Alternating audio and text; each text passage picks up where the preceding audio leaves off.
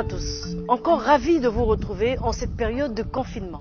À la demande de plusieurs de nos téléspectateurs qui ont reçu les semences du programme Gabon Famille Verte, dans ce numéro, nous revenons sur les techniques de planting de ces semences que vous avez d'ailleurs reçues. Je vous invite à suivre attentivement les explications des experts de l'IGAD.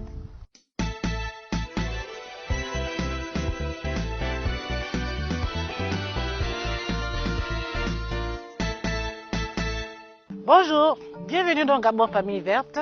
Je suis Irmine Ogandagas, ingénieure agronome, responsable formation à l'IGAD. Aujourd'hui, nous allons voir comment effectuer une pépinière. Vous avez reçu des semences et parmi ces semences-là, nous avons des semences qui vont obligatoirement passer par la case pépinière. La pépinière, c'est un endroit aménagé qui va recevoir les semences à petite dimension, telles que la morelle, qui appelle le chango, le changi, l'aubergine violette, le piment, le basilic, qui est un condiment, la laitue, qu'on appelle communément salade, le poivron, l'aubergine blanche, l'aubergine locale, et le céleri qui est un condiment également.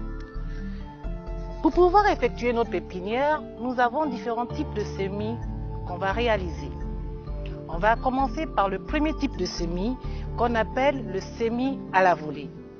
Le semis à la volée est réservé aux semences très fines, telles que l'amarante, qu'on appelle le folon, également la morelle, donc le chango, également des semences très fines. Ce sont ces semences-là, ce type de semences que nous allons faire en semis à la volée.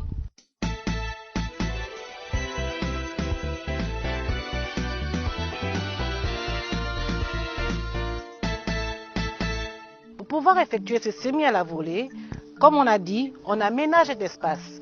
Cet espace peut être comme ici dans un bac. Vous pouvez aussi vous servir chez vous, si vous n'avez pas d'espace, de tous les récipients que vous pouvez trouver, tels que une bouteille d'eau que nous avons l'habitude d'utiliser, que vous allez prendre la peine de couper pour pouvoir réaliser un récipient. À partir de ce moment-là, on va aménager ce récipient pour pouvoir recevoir nos semences. Comme je vous ai dit, nous allons voir le cas de la morelle noire. La morelle noire qui est le chango, le tsangui, tout dépend de là où on se trouve dans le Gabon. Ainsi, nous allons voir à quoi ressemblent les semences qu'on qualifie de semences très fines.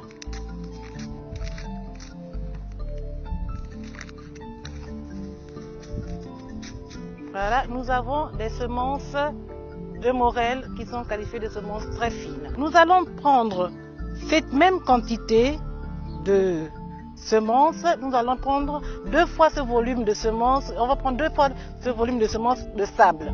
C'est-à-dire, on se procurera notre sable 2 fois le volume en question. Lorsqu'on a mis ce volume de sable, on va remuer afin que les semences soient bien mélangées au sable.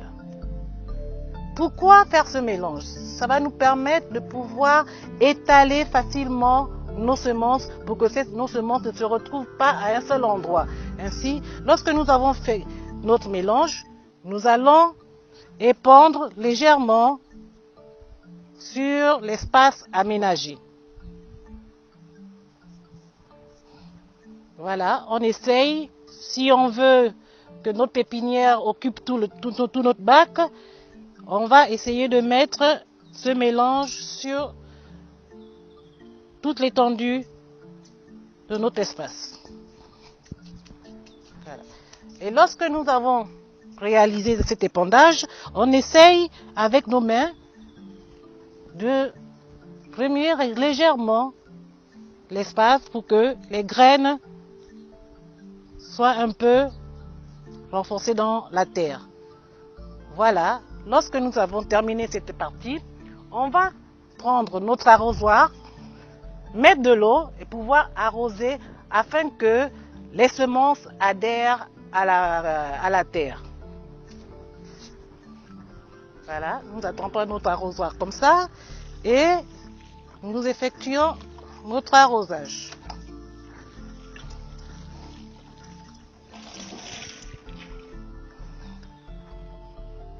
Voilà, nous avons réalisé notre pépinière de morel. Cette pépinière, au bout de 3, 4, voire 5 jours, on pourra voir déjà la germination de nos semences et il faudra attendre au minimum 2 à 3 semaines pour pouvoir avoir une pépinière prête à être repiquée, c'est-à-dire à être transplantée et mise à un endroit où cette plante va pouvoir se développer jusqu'à la récolte.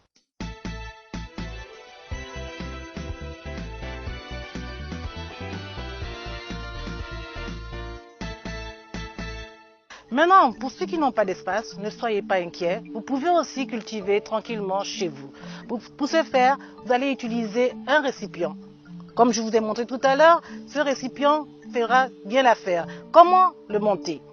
Après avoir coupé notre bouteille, on a cette partie qu'on récupère. On va, à l'aide d'un couteau ou d'une machette, effectuer quelques trous au bas de notre récipient pour permettre à l'eau qui va pouvoir, de l'eau d'arrosage, de permettre cette eau-là de pouvoir s'évacuer pour qu'il n'y ait pas un surplus pour faire pourrir la plante. Donc on va faire ces trous et lorsqu'on a effectué ces trous, on va se procurer des cailloux, juste quelques cailloux qu'on va mettre au fond du récipient. Ces cailloux vont permettre ce qu'on appelle le drainage, un bon drainage, c'est-à-dire ça va faciliter le passage, l'écoulement des eaux pour que ce surplus d'eau d'arrosage puisse s'évacuer facilement. Lorsqu'on a mis nos cailloux, on va prendre de la terre.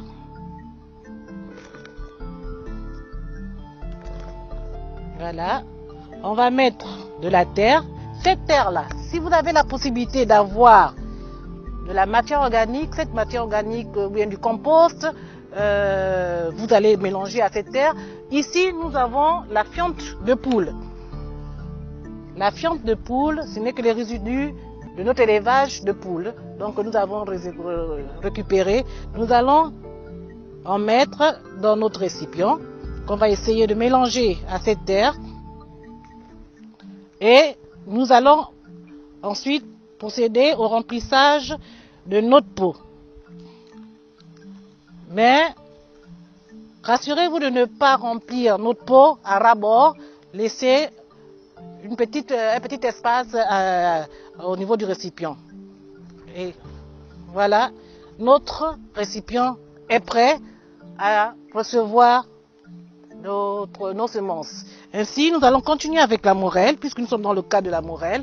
Cette morelle, on va recommencer l'opération. On va prendre quelques graines et nous allons prendre 2 fois ce volume de sable.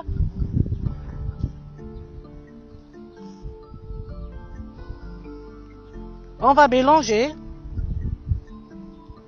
et on va faire exactement la même chose. On va épandre ce mélange.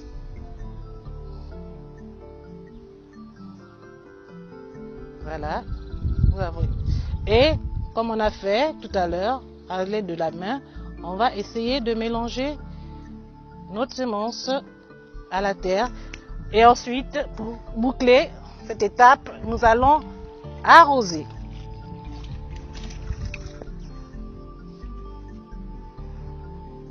Voilà. À partir de ce moment, nous avons besoin d'entretenir cet espace, d'entretenir cette culture jusqu'à ce qu'elle soit prête à être récoltée.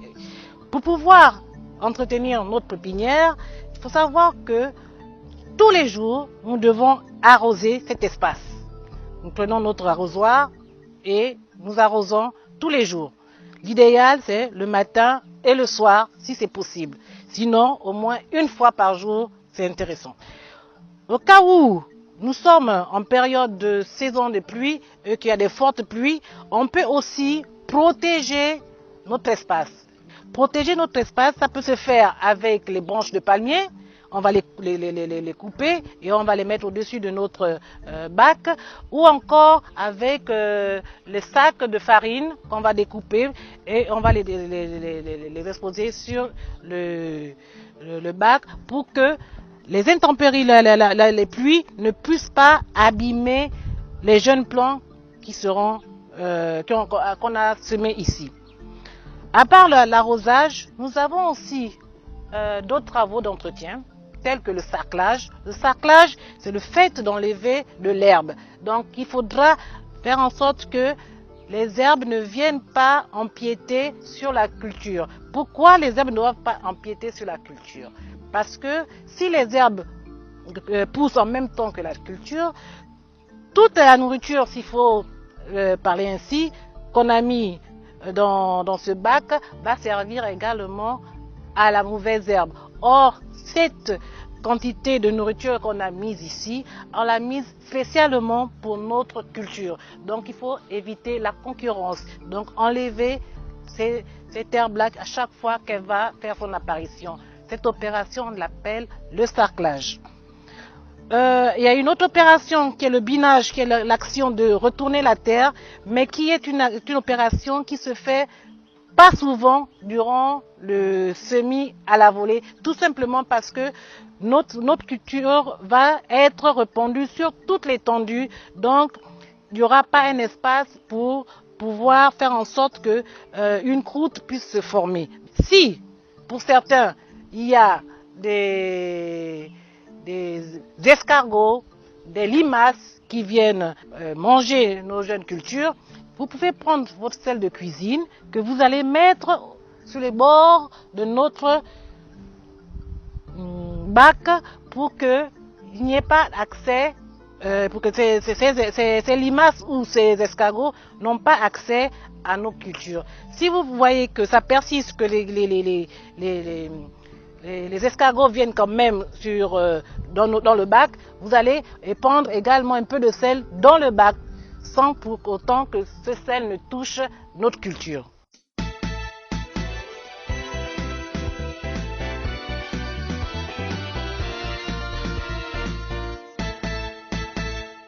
Toutes ces cultures que vous avez reçues passent par la pépinière et cette fois-ci avec un autre type de semis qu'on appelle le semis en ligne.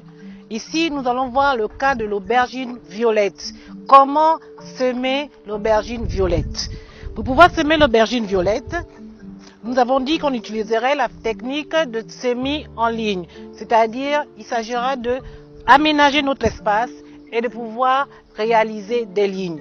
Pour pouvoir réaliser nos lignes, nous pouvons nous servir d'un bâton ou encore d'un plantoir qu'on va juste mettre sur notre espace aménagé. On va tracer une ligne, tout simplement.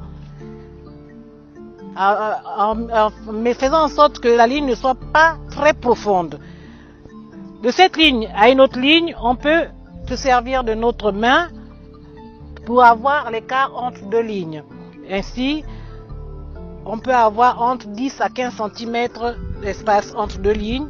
On effectue à nouveau la ligne. Et on continue cet exercice tout le long de notre espace aménagé. Nous avons terminé de faire nos lignes.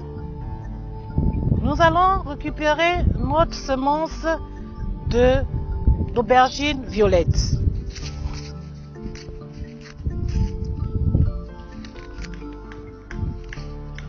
Voilà. Nous ouvrons ce sachet. Nous allons récupérer les semences. Voici à quoi ressemblent les semences d'aubergine. L'aubergine appartient à la famille qu'on appelle les solanacées. C'est la même famille que la tomate, le poivron, le piment. Ce sont des solanacées, toutes sont des solanacées. Voilà à quoi ça ressemble une semence de la famille des solanacées. Donc nous recueillons nos semences, nous allons prendre une poignée que nous allons déposer sur notre ligne en se rassurant que les graines ne s'entassent pas dans la ligne. Voilà. tout doucement, nous allons déposer nos semences dans les lignes. Notre semis à la volée, notre semis en ligne, dans le cas de l'aubergine violette. Lorsque nous avons terminé de déposer nos graines, nous venons refermer les lignes. Donc, là, avec nos mains, avec nos doigts, nous revenons fermer légèrement les lignes pour que les semences soient renfermées dans la terre. Voilà, nous avons réalisé notre semis. Et pour que la semence adhère à la plante, nous allons procéder à l'arrosage. Cet arrosage va permettre l'adhésion des semences à la terre. Voilà, nous avons réalisé notre semis en ligne de l'aubergine violette. Notre aubergine violette va rester en pépinière pendant 30 à 40 jours. On pourra décider de faire le repiquage, c'est-à-dire l'enlever pour la mettre à l'endroit définitif, quand notre plante ou notre plantule ou notre jeune plant aura à peu près 4 à 6 feuilles bien développées. On pourra les enlever à cet endroit et les mettre à son endroit définitif.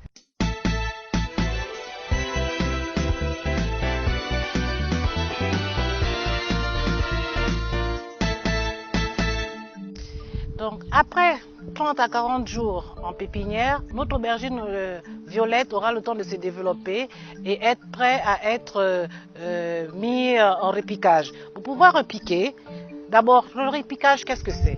Le repiquage, c'est le fait d'enlever un plant dans la pépinière, venir le mettre à son endroit définitif où il va se développer jusqu'à la récolte. Cet endroit doit être aménagé. Comment l'aménager?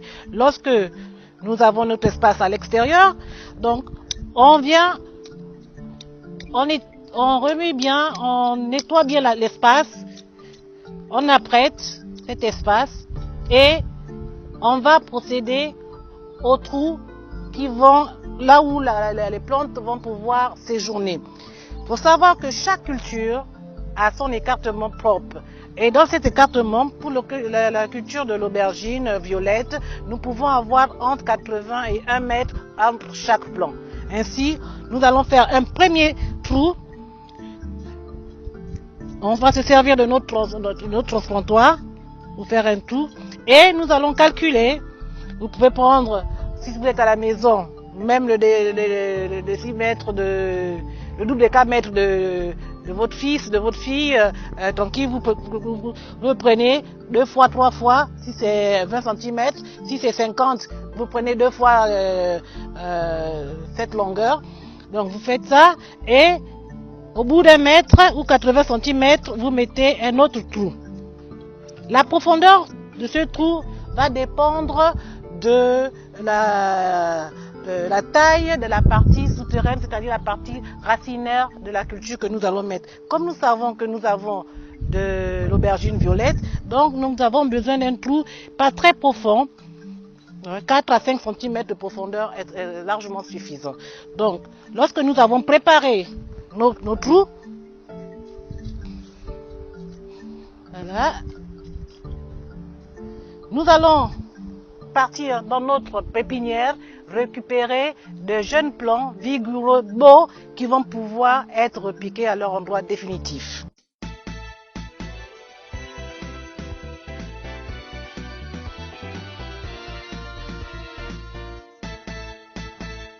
Voilà à quoi va ressembler notre pépinière de l'aubergine violette. Lorsque les jeunes plants auront cette taille, auront ce niveau, on peut maintenant les prendre pour aller les repiquer. Comment faire? Il faudra d'abord arroser cette partie et dès qu'on a arrosé, légèrement, vous prenez votre plante comme ça et faites la même chose un peu partout. Voilà. Voilà, nous avons là maintenant, on a choisi les plants les plus vigoureux. J'ai laissé celui-ci parce qu'il était encore assez jeune. Donc on le laisse continuer son évolution. On prend les plants qui sont vigoureux. Là on a pris des jeunes plants que nous allons aller repiquer à l'endroit où l'on a aménagé. Voilà, nous avons nos plantules d'aubergine violette. Nous allons tenir notre plant au niveau de la partie qui sépare entre la partie racinaire et la partie haute qui est la partie qui est la tige. Juste à ce niveau-là, nous allons attraper notre plant donc, de cette manière. Et cette limite entre la partie racinaire et la partie aérienne s'appelle le collet. Donc nous allons attraper notre plant au niveau du collet. Lorsque nous attrapons notre plant ici, nous venons le mettre dans le trou. Voilà. En vérifiant bien que toutes les racines sont dirigées vers le bas. Voilà, nous avons repiqué notre jeune plant d'aubergine violette. Voilà, nous allons reprendre un autre plant. Toujours, on l'attrape au niveau du collet. On vient. Et on repique.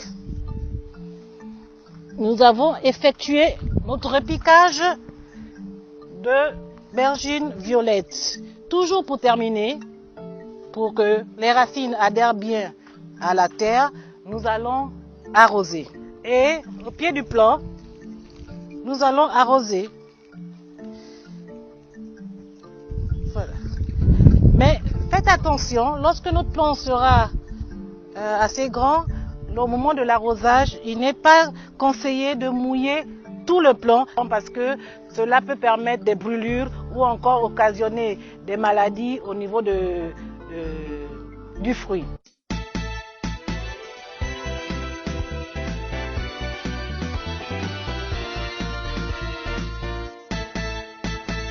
Voilà notre résultat. Après 1 mois et demi à 2 mois, vous allez commencer à voir des fleurs qui vont sortir. Ce sera le début de la fructification, c'est-à-dire d'abord la floraison, la sortie des fleurs, et après le fruit va apparaître. Donc 2 mois à 2 mois et demi, voire 3 mois, vous allez avoir des fruits. Voilà, une aubergine violette qui est là. Elle peut aller jusqu'à avoir même 500 grammes si elle se développe normalement et si on a suivi l'itinéraire technique. Donc voilà notre aubergine. Cette aubergine est arrivée à ce stade parce qu'elle a été entretenue. L'entretien, c'est quoi? C'est le fait d'apporter, de faire des opérations qui vont nécessiter le bon développement de la plante.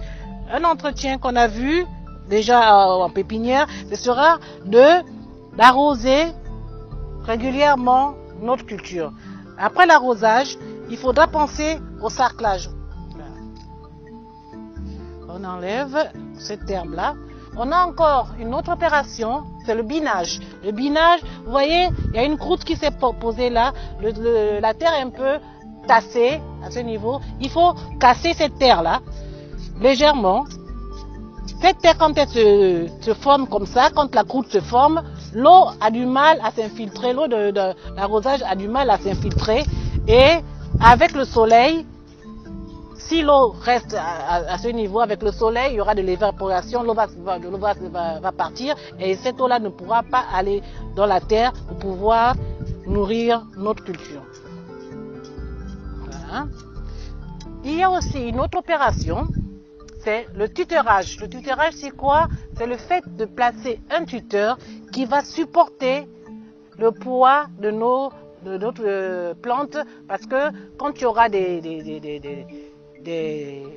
fruits, ces fruits-là seront tellement lourds que ça pourra pencher notre plante et pouvoir la casser. Donc on met un tuteur, c'est un bois qu'on place et on attache une ficelle entre le bois, entre ce tuteur-là et la plante pour pouvoir maintenir cette plante. Voilà comment se passe l'entretien. Et également, certaines périodes, comme vous allez voir des carences qui vont se présenter. Des carences, c'est quoi? C'est que la plante va vous faire remarquer qu'elle a un besoin en nourriture. Donc, il faudra apporter de la nourriture à la plante. La nourriture de la plante, c'est quoi? C'est la matière organique. Ça peut être la fiente de poule, ça peut être du compost, ça peut être de la paille séchée qu'on pourra mettre même le sol, et ça va enrichir le sol. En enrichissant le sol, ça va permettre à la plante de se nourrir. Ainsi, nous aurons de très beaux fruits.